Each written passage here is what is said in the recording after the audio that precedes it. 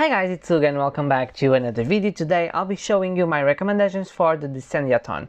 If you don't know what this Descend-a-thon is, I'll link my announcement video up here so you can check it. But it's a readathon based on the Disney movie Descendants, and it goes from all the month of November. So there are 2 teams, each team has 4 prompts, so I'm gonna recommend 3 books for each prompt. Before we dive in, don't forget to leave a comment, like, subscribe, hit the notification bell to be notified each time that I post a video, and it will help a lot this channel to grow.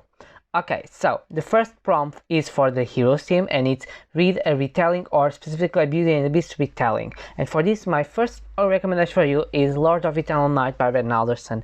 I reviewed this book last month. I already read it with Logan from the Big Book Boy, and it's amazing. It's an adult fantasy LGBTQ about a boy that goes into the castle of the beast to defeat it. It involves witches and magic, and it's a very steamy romance, so it's a very adult one with some sex scenes, so be aware of that. But it's a very interesting Beauty and the Beast retelling because of the twists that's gonna get through the story.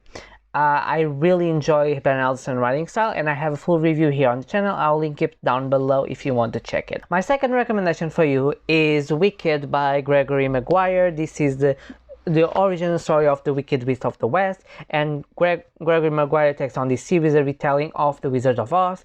Especially in the Wicked, we have the story of Elphaba and Glinda, who met in the school, and they forged the friendship, and then they become the Glinda, the Good Witch, and Elphaba, the Wicked Witch of the West. I love this book. I love Wizard of Oz. It's one of my favorite movies of all time, and I love Gregory Maguire's universe, especially on Elphaba. And I hope you guys, if you want a retelling that is not a Beauty and the Beast, you pick this one, because this one is totally amazing. You get to see Oz in another perspective, and it's very, very good. Also, this one can be used for the dog prompt, because this book inspired the musical that we all know, Wicked, with this song like Defying Gravity, popular for good. Like, it's more iconic than this? I think not. The last book for the Beauty and the Beast retelling prompt is Geekarella by Ashley Posley. I also have a review here on the channel, but this is a Cinderella retelling in the modern age. So we have our main character, which is Hella, who lives with a stepmother and stepsisters, but she wants to go to this con that her father created, because she wants to leave the house, win the prize. And it's very funny because it's about a sci-fi convention about a series that's gonna get rebooted, but she doesn't like the actor who's playing Carmandor, so she has a blog and she trashes him out, and then he starts to messaging her without knowing that she's her. It's very funny romance. The audiobook, it's amazing. The story, it's very interesting, although I have some nitpicks according to the end, but I think it's a very good retelling on the Cinderella story, especially for the stepsisters. I think that it gives a little bit extra on that, and yeah, this is my recommendation for the retelling. For the prompt from Audrey, that is my character, a pretty cover that you won't like, I think this is very personal. It has to be about your personal taste and what you think. It's first what is a pretty cover, and then what you might not like. I chose 3 books that I personally found that could be polarizing in some different ways. The first one is Blonde by Joss Carol Oates. I have a book talk about this book here on the channel too, and this is a fiction story about the life of Marilyn Monroe, which is one of the best actors and most well-known actors of our time. And Joss Carol Oates took the story and some facts about Norma Jean and created a fictional story about since she was a little kid till the day that she died. It goes about everything. She going to 20th Century Fox, going to the actor studio, playing for roles that she wanted more, trying to live up to Hollywood, not just being a dumb blonde, fighting for her rights. I think it's an amazing book, but it's very hard because it's written not like a biography, but it's a very thick book. It's a very intense one, and the beginning is very slow. It's not a fast book, so it can be a book that not all people will enjoy it, but the covers that these books have are stunning. The second one that I have a recommendation for you, and this was It's almost making a year that I make this video, and it was my first review on the channel. Is My Grandmother Sends Her Regards and Apologies by Frederick Backman,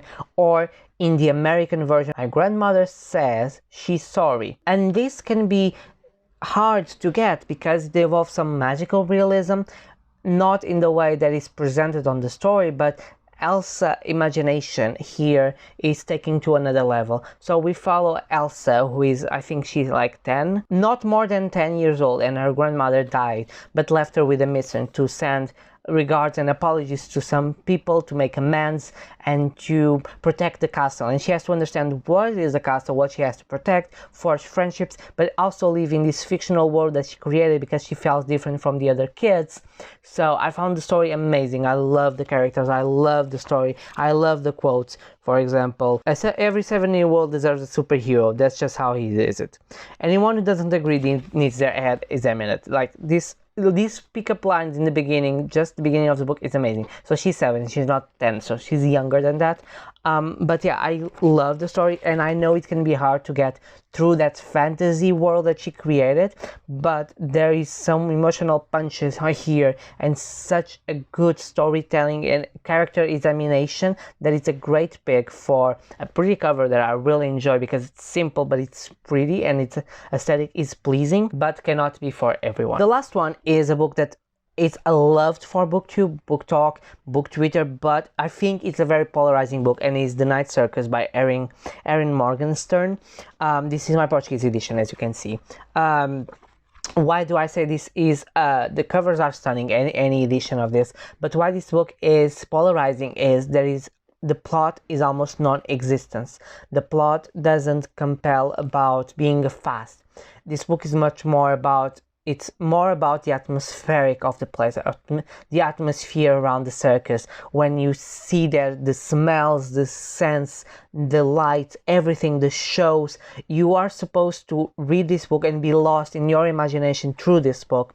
Not to find plot, not to find a lot of characters, but it's just to imagine and drink this world and imagine yourself in it. And that's why sometimes people will get like, I don't understand why it's so talked, but for me it's about this. It's about creating in your mind this atmosphere that they were living and thinking how it will be. I think it was stunning. Everything, every detail is described. It creates your image perfectly well, and I love this book very much, and I think if you're looking for atmospheric setting, this is a perfect book for you. We move to Jane, who prompt is read an underrated book, and that is also a personal opinions, but there are some books that I think they are very underrated. The first one is a thriller, and is Before I Go to Sleep by C.J. Watson. I did a collaboration with Eric from Break-Even Books about thrillers, and I could talk about this. Before I Go to Sleep, it's about Christine, who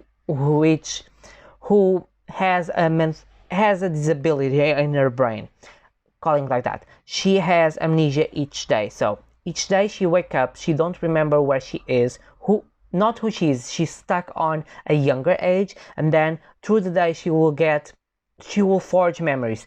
Her husband pick up post-its and put all over the house saying, you are married with me, you have this age, you had this accident, and they explain it every morning. And each time that she goes to sleep, she forgets that, and she resets again her memory. But she's secretly seeing a psychiatrist to help her remember. So each morning the psychiatrist call her after her husband leave and say, you have to trust me, go to your wardrobe and see a journal. Read that journal and then we talk. And in that journal, Christine writes her new memories that she forged every day. So her future self knows what she's been doing. And I think the book is so good. It's so captivating. I remember obsessing this. It goes a little bit back and forward in time, and the end is totally amazing. I totally recommend the thriller, and it's perfect for this time of the year, November. Perfect for this thriller. The second book, I think it's very underrated on booktube, and if you love Evelyn Hugo and everyone raves it, you have to read this book, and it's City of Girls by Elizabeth Gilbert. I also have review here on the channel for this, and this book is a Evelyn Hugo 2.0. It's about Vivian, who arrives at New York with 19 years in 1940.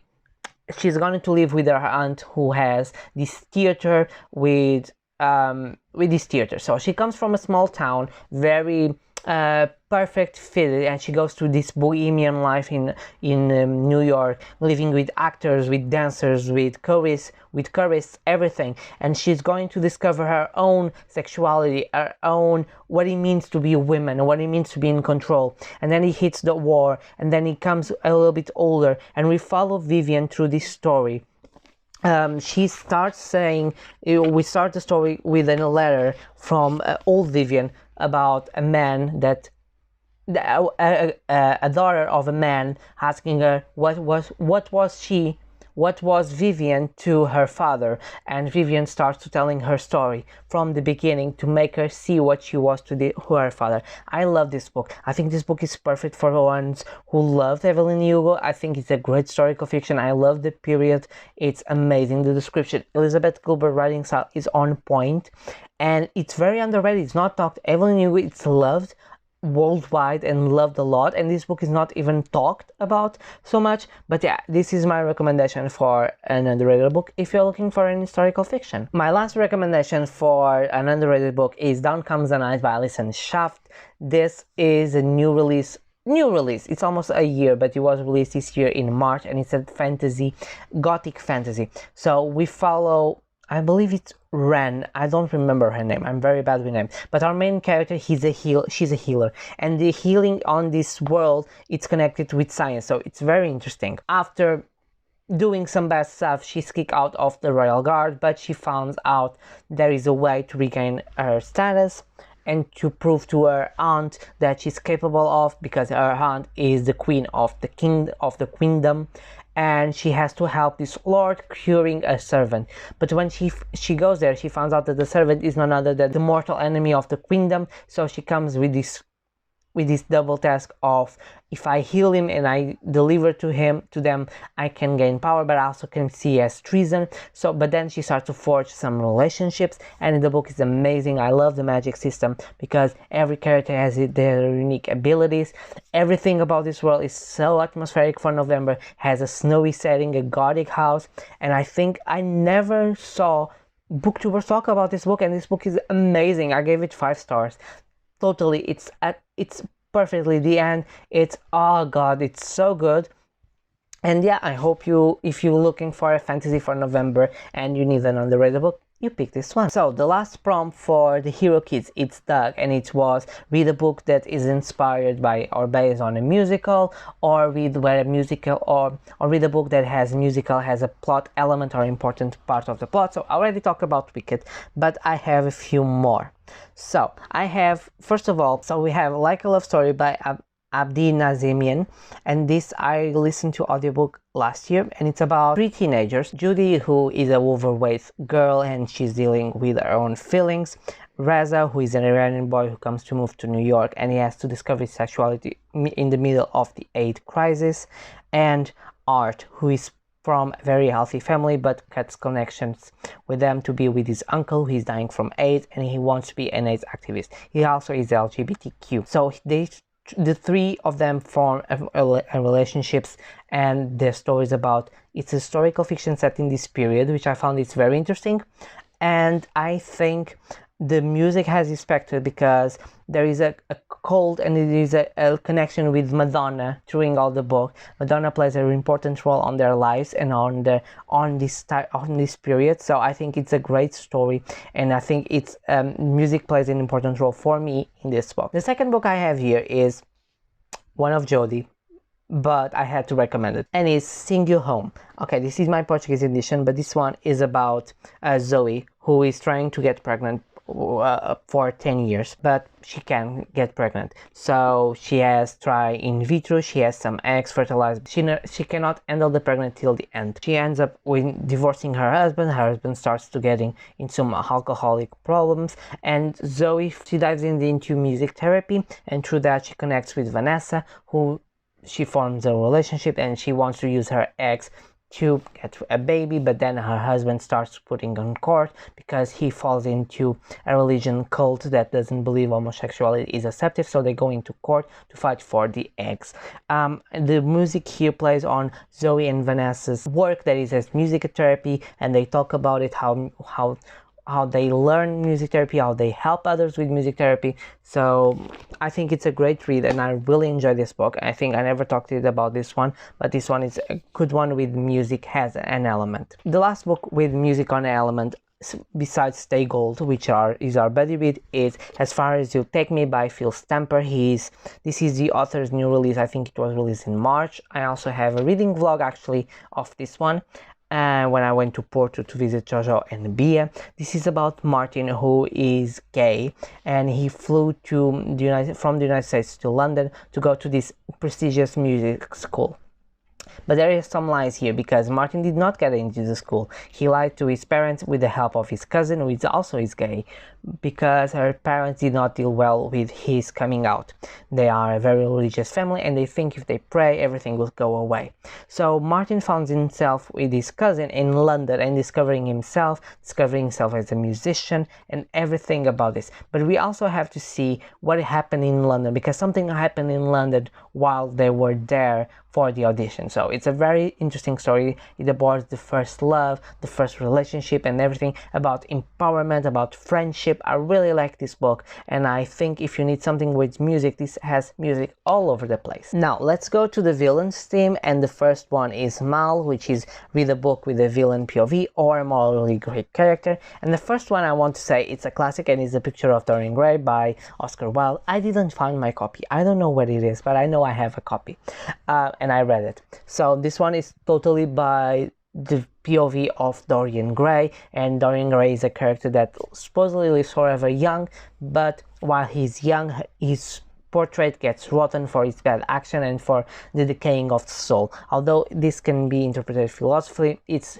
translated more directly to each time that he does a bad action, or each time that he should get older, or each time that he's mean, his soul rotten, and the soul is on the portrait. I love the book, I love the atmosphere, I love the writing style. I read it a lot of years ago, but I remember clearly that it's a very heavy book in terms of, not in writing, but on content, but it's a very interesting one. It's captivating, and it's not very big. So this is my first recommendation for a villain's POV. A second one, and this follows, and my second and third recommendations fall in the morally grey character. And the first one is The Kind Worth Killing by Peter Swanson. This is a thriller, and we follow Ted, who met Lily at the airport, and they start talking, saying like, since we'll never meet again, let's not lie to each other and let's have an honest conversation. And Ted admits that his wife is cheating on him, and he would sometimes like to kill her, and Lily says, well, that can be arranged because she's the kind worth killing, and everything far from that. This follows so many great characters. I think every character here is a great character, and it's captivating. It's one of the best books by Peter Swanson, and I think it's a perfect read for this category. My last recommendation for the morally great character is A Darker Shade of Magic by V.E. Schwab. Any books of the series, specifically A Gathering of Shadows and A Conjuring of Light, is perfect for this. And don't forget, if you read one of the other, the second and the third, you can get extra points because it's a sequel and you finish a series. So keep that in mind if you are trying to finish the series. It's perfect for the readathon. We have morally great characters here, especially Oland, which each like more or less the main villain of the story, one of the main villains of the story, but we have a lot of great characters here. This involves dimensional travel. Cal and Holland are what we call Antares, and they can travel to different dimensions, specifically between Red London, Grey London, and White London, from where they try to make they are more like send messages from kings to kings. And Cal finds himself into a trap that will unleash tons of problems with him and with the ones that he will lend to. It has one of the best rogues I found in literature, which is Lala Bard. She's just amazing rogue, and she's an amazing character. I loved her.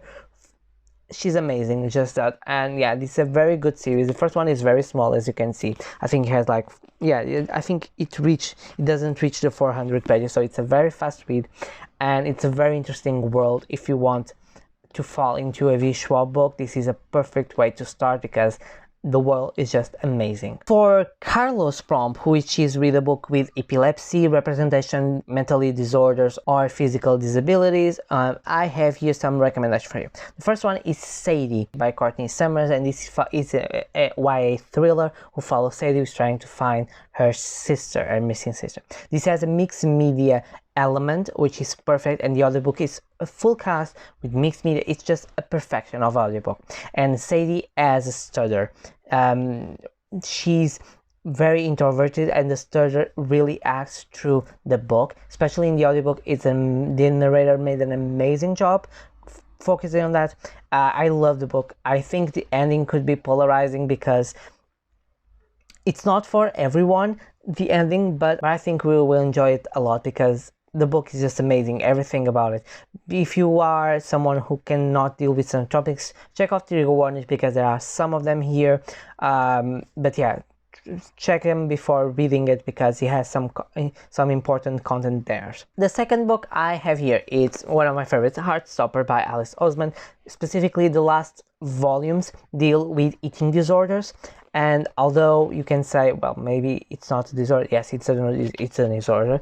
And we follow Nick and Charlie as they start to fall in love, building a friendship, and then deal with some day-to-day problems. I love this graphic novel. The graphic novels read it like very fast. I love the artwork. I love the story. I feel so much connected with these characters. I see myself in a lot of this situation because I live with eating disorders. I had anorexia and bulimia, so I completely understand what the characters went through, specifically in the last books, and I think it's a great book to go with, and it's a very fast read. So if you are just, I don't know if I had time, you just can pick the graphic novel and read it like in an hour and you're finished. The next one on this category, it's one of my favorites from Jodi. Yes, I put it 2 because I needed one for the music, but I didn't remember anyone more, because I know Name of the Wind has music, but I haven't read it yet.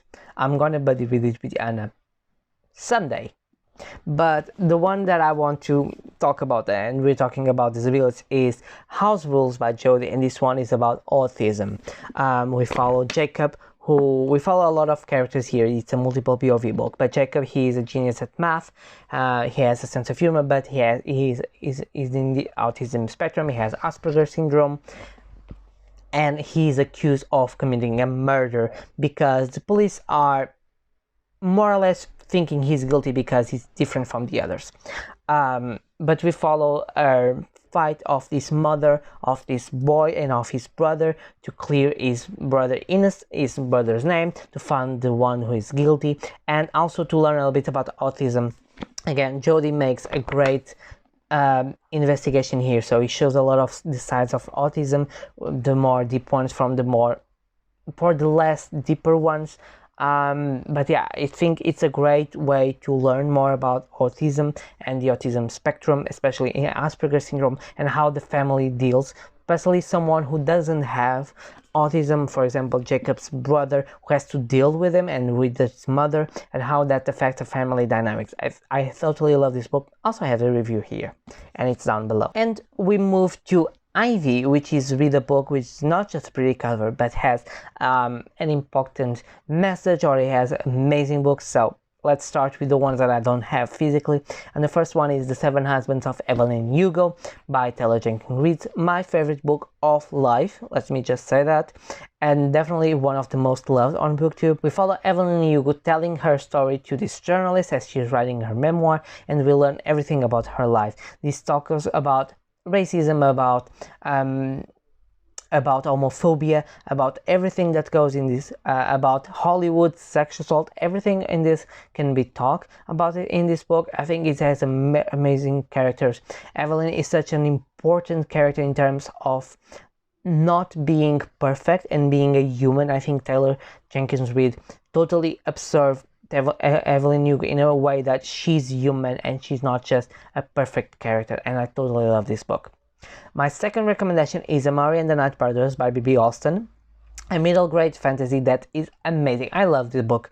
I was obsessed with it. I couldn't stop reading it. We follow Amari as she's trying to find what happened to her brother that disappeared, and she's summoned by her brother's legacy to go into this school to be an agent for the magical creatures. She discovers there is magic in the world, but when she's going to the school, she discovers that she has a power that is forbidden, that is to be a magician. And she entangles on this competition to fulfill the task, to be part of the rankings and to be part of the team to discover what happened to his brother. And everything that goes, it talks a lot about race, about what it means to be different, not only because of race, but then after what happened to her, which means being a magician, that is a bad thing. Everything about this book is amazing. The plot line, the characters, the setting. I love the adventure. It's fast, but it's interesting. You have a lot of lore, and the second book is coming out, and I cannot wait to read it. And my last recommendation is The Girl with All the Gifts by M.R. Carey, and this is a sci-fi dystopian world. So in this world there are almost no humans left. Everyone was turned into zombies, but the last few humans left are studying these children who have progressed behind the zombies. So normal people turn into zombies that are just non-thinker, but these children are super smart, but they still have a zombie part of eating flesh. So we have a scientist who's trying to helping a cure, we have a teacher who is teaching these children, and now we follow basically Melanie, who is our main POV. I think it's the only POV, who is a children, who is one of these children, and she doesn't understand what's happening, and then she's going to learn what she is, what the others are, what he lives in this world. The end of this book is just amazing. I love this sci-fi book. It's not very talked about, but it's a YA, and it has a movie adaptation with Glenn Close. I think it's a good one. I think it follows a lot of the story here. And yeah, I totally recommend this one if you need a book that is not just a pretty cover. The editions are just pretty, with this yellow and the girl with the bulb. I think the English version doesn't have the bulb, but I really like the cover. But the book, it talks a lot about the evolution and the concepts of being, what it means to love. I loved it. I totally recommend this one. And we're going to our last prompt, which is J, which is reading a book with heist or thievery setting. And the first one I have is The Lies of Locke Lamora by Scott Lynch. I haven't read this, but I was missing one for heist setting, and I wasn't thinking on something very clearly that could be a heist or a thievery setting. I have some ones that talk about it, but I don't think it will be worth it. But this one is totally loved on booktube. It's about a crew, a band of thieves, the gentlemen and bastards, so it's perfect for this prompt. I haven't read it. If I was on the villain team, probably I would pick this up, but I'm on the heroes team, so probably, maybe one day, who knows. The other ones I've read, and I love them. The first one is the Mistborn trilogy, specifically The Final Empire by Brandon Sanderson. This one, it's more overthrown, but he has a heist or a thievery setting because there are thieves. So in this world, you might know the story, but in this world, the Lord Ruler, the evil one, won, and now he rules, and so we have this crew who's trying to overthrow this overlord. We have an interesting magic system which involves ingesting of metals, and they have the Mistings who can only control one of the metals or can only extract power from one of the metals, and we have the Mistborns who are the ones who can control all metals. There are no in-betweens, or one or none or all. And I think the world is very good. I had put a lot of tabs because the world, the lore, the evolution, everything in this world is fascinating. I liked more the second one, but the second one is more a war setting, but this one is perfectly for the thievery. The crew, it's amazing for what they're going to overthrow. It's amazing. And the last one, I was thinking, I have to check the name in English because it's not the same. In English it's called The Sphinx Pay, but in Portuguese it's called Astrarium, which is the name of the orchard, but it's by T.L. Leonard. And this is a historical romance about Egypt. So we have this artifact, which is the Astrarium, and the Astrarium is able to predict or change the future from what I recall. So, and this famous archaeologist, Isabella, found the Astrarium, and she's I think she's killed for it. I think she's killed or she's kidnapped, so her husband Oliver's trying to find her and find the Australium and trying to find the world. I love the setting, I love the story, I love the lore about the Australium being able to, I think it's predict, I don't know if it's predict or change the future, but it's a very interesting one, historical fiction with Egyptian setting. I just love it. I think it's perfect. You go into this in English it's called Sphinx, but it says here the original title is Sphinx Pay. So, but in Goodreads it says Sphinx, so you can see one of these titles. But yeah, I think it's perfect because we're going this back and forth of who has the object, and I think that's really interesting. If you want it, it's a perfect setting. It's a full adventure story with a lot of action. So guys, these were my recommendations for the readathon. Tell me down below which ones are you picking, if you are excited, which team are you, if you prepare your TBR, if you're going to the mood. I would love to hear that. If you reach this far, don't forget to leave a comment, like, subscribe, hit the notification bell to be notified each time that I post a video. I post videos every Tuesday, Thursdays, Saturdays. I do live reading streams or productive streams on Fridays on my channel, 9 p.m. London time. And yeah, occasionally I can post more videos if I have extra content to show you. And yeah, I see you guys on my next video and on the Discord of the readathon. Bye.